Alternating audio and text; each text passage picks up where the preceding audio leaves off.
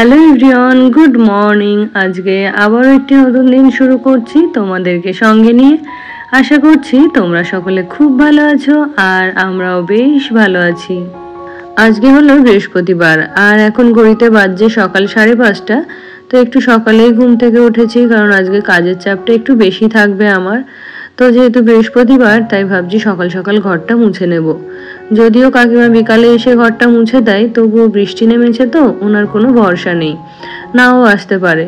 তো আর যেহেতু বিকালবেলা ঘর মুছবে আর সপ্তাহের একটা বিশেষ দিন, তো সেই জন্য ভাবছি সকালবেলা ঘরটা আমিই মুছে নিই। তো সেই জন্য দেখো ফার্স্টে ঘরের সমস্ত জানলাগুলো খুলে দিয়েছি, তারপরে বিছানাগুলো সোফাটা ভালো করে ঝাড় দিয়ে নেব, কারণ রাতের বেলায় টিকটিকিতে এর উপর দিয়ে পটি করে রাখে। তাছাড়াও অনেক রকম পোকা মশা এগুলো মরে পড়ে থাকে, তাই ভাবছি ঘরটা যেহেতু মুছবো তো এগুলোও একই সাথে ক্লিন করে নিই।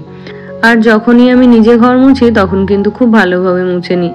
তো দেখো জানলার উপরগুলো মুছে নেব, তারপরে খাটের চারিপাশ, খাটের তলা, কারণ এই সুযোগটা তো প্রত্যেক দিন হবে না। তো যেহেতু কাকিমা ওই যে শুধুমাত্র ফাঁকা জায়গাগুলো দিয়ে মুছে চলে যায়, তো সেই জন্য ডিপ ক্লিন করতে হলে ওই আমাকেই করতে হয়। তো এই দেখো ওই রুমটা ক্লিন করেছি আর এদিকে স্টাডি রুমটাও ক্লিন করে নিলাম। আর কি বলতো, যদি ঘরটা এরকম ফাঁকা থাকে বা পরিষ্কার পরিচ্ছন্ন থাকে তাহলে দেখবে ঘর মোছাটাও কিন্তু তাড়াতাড়ি হয়ে যায়। না হলে যদি সমস্ত ঘরে জিনিসপত্র ছড়ানো থাকে তাহলে দেখবে ঘর মুছতে গেলে অনেকটা দেরি হয়ে যায়। তো আজকে যেহেতু হাতে অনেকটা সময় রয়েছে আরও নিজে ঘর মুছছি, তো সেই জন্য ভাবছি সমস্ত কিছু খুব ভালোভাবে পরিষ্কার করে নেব। আর এই সকালের দিকে ঘরের কাজ কিছুটা এগিয়ে রাখলে কি হয় বলো তো, রান্না করে এসে তারপরে আর কিন্তু এই ঘরের কাজগুলো করতে ইচ্ছে করে না। তো সেই জন্য আগে ভাগে যদি এই কাজগুলো একটু গুছিয়ে রাখি, তখন রান্না করে এসে একটুখানি বিশ্রাম নিয়ে স্নানটা করে নিলে হয়ে যায়। তো তারপরে দেখো সমস্ত ঘরগুলো মুছে নিয়েছি আর সিঁড়িটা আজকে বাদ রেখেছি, কারণ সিঁড়িটা মুছতে গেলে আরো অনেকটা সময় আমার বেরিয়ে যাবে। তো তারপরে দেখো এদিকে সকাল সকাল একটু ফ্রেশ হয়ে নিয়েছি। যেহেতু ঘর মুছতে গিয়ে একেবারেই ঘেমে গেছিলাম, তাই মনে হলো সকাল সকাল শাওয়ারটা করে নিই, তাহলে বেশ ভালো লাগবে। তো সেই কারণে একটু শাওয়ার নিয়ে নিয়েছি। আর এখনই ভাবছি পুজোটা দেব না, কারণ আজকে যেহেতু বৃহস্পতিবার, তো সেই জন্য পুজো দিতে অনেকটা টাইম লেগে যাবে। তো এদিকে যদি এতটা সময় ধরে পুজো করতে যাই তাহলে কিন্তু ওদিকে রান্না বসাতে দেরি হয়ে যাবে।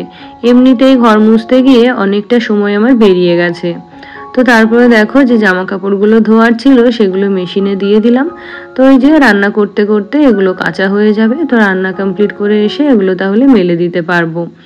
আর এখন যেহেতু মেঘলা ওয়েদার, বাইরে বৃষ্টি হচ্ছে, সেই জন্য জামা কাপড়গুলো কিন্তু বাইরেও মেলা যাবে না।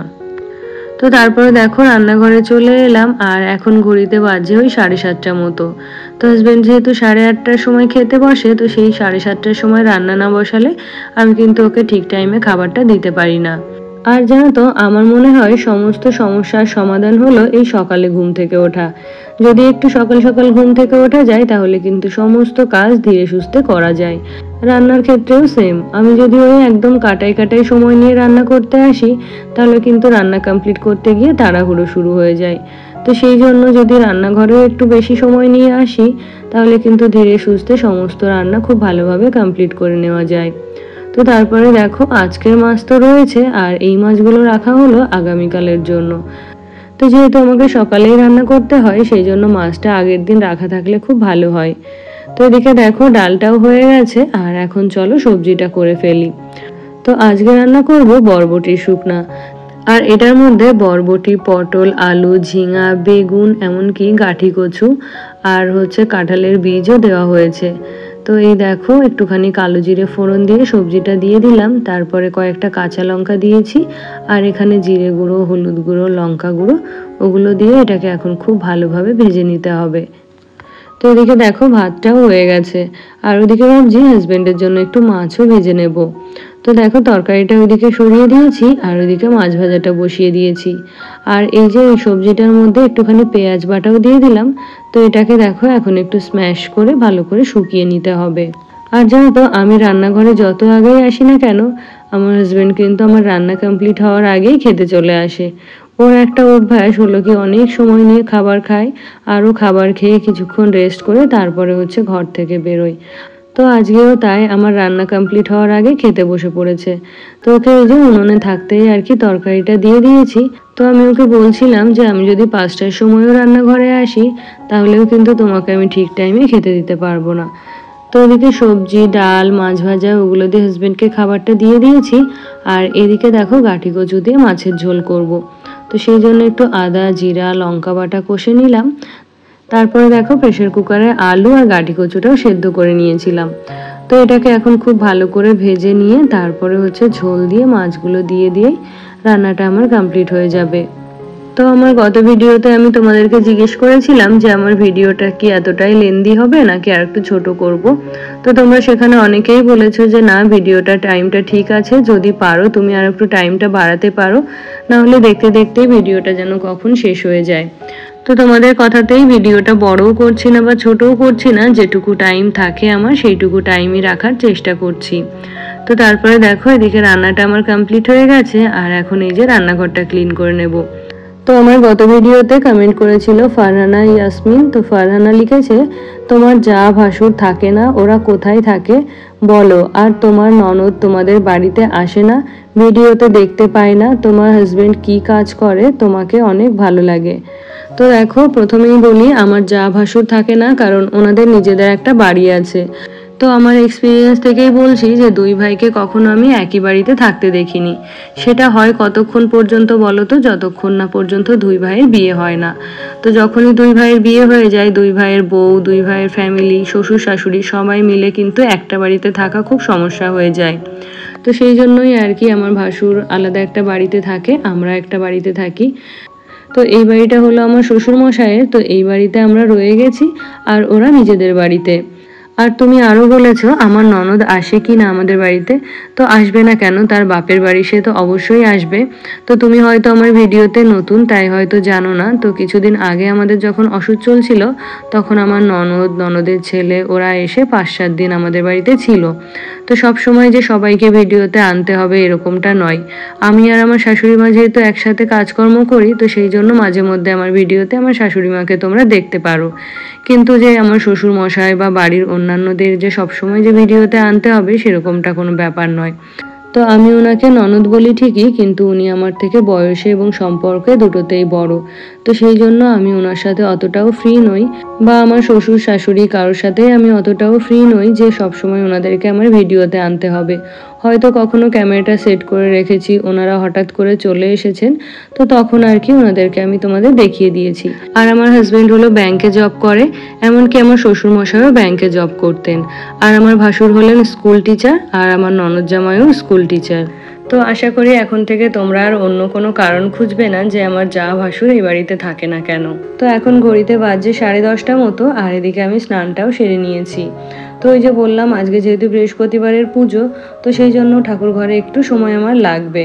আর এদিকে পুজোর জন্য যে সমস্ত কিছু জোগাড় করতে হয় সেগুলো বৃষ্টি শুরু হওয়ার আগেই শাশুড়ি মা সকালবেলা করে রেখেছেন। তারপরে আমার গত ভিডিওতে আরও কমেন্ট করেছিল মিসেস মোল্লা আইডি থেকে বোন। তো বোন লিখেছে, দিদি কচুরলতিটা কেমন দেখতে হয় কাটার আগে একদিন আমাকে ভিডিওতে দেখিও। হ্যাঁ গো, নেক্সট টাইম যদি আমাদের বাড়িতে আসে কচুরলতিটা তাহলে তোমাকে অবশ্যই দেখিয়ে দেবো। তো চলো এবার পুজোটা কমপ্লিট করি। তো সকালেই তো ঘর বাড়ি পরিষ্কার করে নিয়েছিলাম, তারপরে রান্না করলাম, জামা কাপড় ধোয়া সমস্ত কিছুই এখন গুছিয়ে নিয়েছি। আর এখন স্নান সেরে শুদ্ধ মনে পুজোটা করে নেব। আর জানো তো ওই যে কাজ পেন্ডিং রেখে ঠাকুর ঘরে এলে মনের মধ্যে একটা তাড়াহুড়ো থাকে। তো সেই জন্যই আমি চেষ্টা করি বৃহস্পতিবারের পুজোটা একটু ধীরে সুস্থে করার জন্য, মানে আগে সমস্ত কাজ কমপ্লিট করে নেব, তারপরে আর কি পুজোটা করব। তো তারপরে বৃহস্পতিবারের লক্ষ্মী পুজো যে সমস্ত নিয়ম নীতি থাকে সমস্ত কিছু মেনে পুজোটা সুন্দরভাবে কমপ্লিট করলাম। তো তারপরে তোমাদের সাথে দেখা হচ্ছে এখন সন্ধ্যাবেলা। তো বাবাই সেই বিকাল থেকেই বায়না শুরু করেছে চাউমিন খাবে।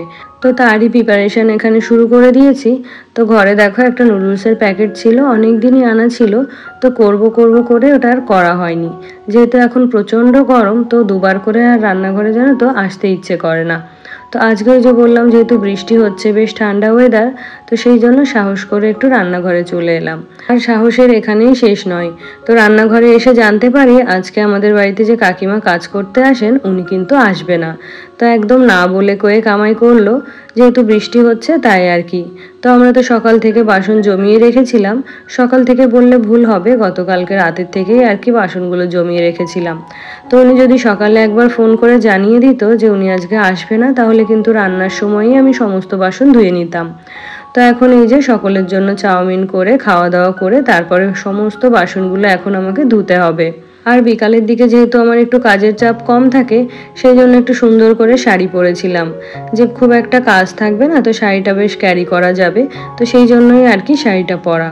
তো এখন দেখো এসে দেখি এই যে চাউমিন তো বানাতে হচ্ছেই, তারপরেও আমাকে সেই সারা দিনের বাসনগুলো এখন ধুতে হবে। তো আমার গত ভিডিওতে কমেন্ট করেছিল চন্দ্রানী দত্ত, তো চন্দ্রানী লিখেছে ভিডিওটা ভালো লাগলো দিদি, আর তুমি আমাকে বোন বলো কারণ আমি তোমার থেকে ছোট। আচ্ছা তাহলে এখন থেকে তোমাকে বোনই বলবো। আর কি বলতো, এইটুকু ডিপি দেখে না কাউকে বোঝা যায় না যে কে আমার থেকে বড় হবে তো কে ছোট। তো হঠাৎ করেই তো সবাইকে নাম ধরে বলতে পারি না, তাহলে হয়তো অনেকে মাইন্ড করতে পারে। তো সেই জন্যই আমি সবাইকে দিদিভাই বলে সম্বোধন করি। তো তুমি এই যে যেহেতু আমার ভুলটা ধরিয়ে দিলে, তো এখন থেকে আর তোমাকে দিদিভাই বলবো না। তো বোন আরও লিখেছে আমি একজন লয়ের স্টুডেন্ট, বিএ অনার্স এমএ করেই ল করছি। আর তোমাদের উপরের ঘরে যে স্টেজ করা আছে তার পাশে যে ওয়াশিং মেশিনটা রাখা আছে তার পাশে ওটা কি গো? তো তার পাশে হলো দরজা হয়তো, তাছাড়া ওই ঘরে শুধু ওয়াশিং মেশিন আর ওই যে ব্লু কালারের যে ফিক্সড যে বেডটা ওটা ছাড়া কিন্তু আর কিছু নেই। তো তার পাশে একটা দরজা আছে, ওটাই হচ্ছে আমাদের নিচের ঘরে যাওয়ার সিঁড়ি। আর জেনে খুব ভালো লাগলো যে তুমি ল পড়ছো, তোমার জন্য অনেক শুভকামনা রইল। তো আমার গত ভিডিওতে আরও কমেন্ট করেছিল সিম্পলি দীপা থেকে দীপা। তো দীপা লিখেছে দিদি ভাই তোমার ভিডিও সব সময় দেখি, খুব ভালো লাগে, তবে কমেন্ট করা হয় না, যে প্রথমবার কমেন্ট করলাম। তো থ্যাংক ইউ দীপা আমার ভালোবাসা নিও। আরও কমেন্ট করেছিল লালটু কুন্তি কিচেন অ্যান্ড ব্লগ থেকে দিদিভাই। আর কমেন্ট করেছিল রিয়া সিনহা এবং রাখি। তো রাখি লিখেছে তোমার ফ্যানটার প্রাইস কত? তো আমার যে পোর্টেবল ফ্যানটা রয়েছে ওটা ওই 900 টাকা মতো দাম পড়েছিল। তো তারপরে দেখো ওদিকে বাসনগুলো ধোয়া প্রায় শেষের দিকে, আর এদিকে বাবা মায়ের যে প্লেটগুলো ছিল সেগুলো এখন নিতে এলাম। তো এগুলো এখন ধুয়ে রেখে দেবো। আর জানো তো ঘরে গিয়ে এখন আমাকে আবারও ফ্রেশ হতে হবে, কারণ যেহেতু বিকালবেলায় রান্নাঘরে এসেছিলাম তাই কিন্তু সন্ধ্যাটা আমার দেওয়া হয়নি। তো আমি এখন আর খাবো না, বাকিদের সবাইকে দিয়ে দিয়েছি। তো হাজব্যান্ড ফিরলে আমি আর হাজব্যান্ড একসাথে খাবারটা খাবো। যাদের কমেন্টের আমি রিপ্লাই দিলাম এবং যাদের কমেন্টের আমি রিপ্লাই দিতে পারলাম না তাদের সকলকে জানাই অসংখ্য ধন্যবাদ আর অনেক অনেক ভালোবাসা। তোমরা সকলে এইভাবেই আমার পাশে থেকো, আমাকে একটু সাপোর্ট করো। তাহলে বন্ধুরা আজকের ব্লগটি তবে এই পর্যন্তই, দেখা হচ্ছে আরও একটি নতুন ব্লগের সাথে। তোমরা সকলে সুস্থ থেকো, ভালো থেকো এবং সাবধানে থেকো।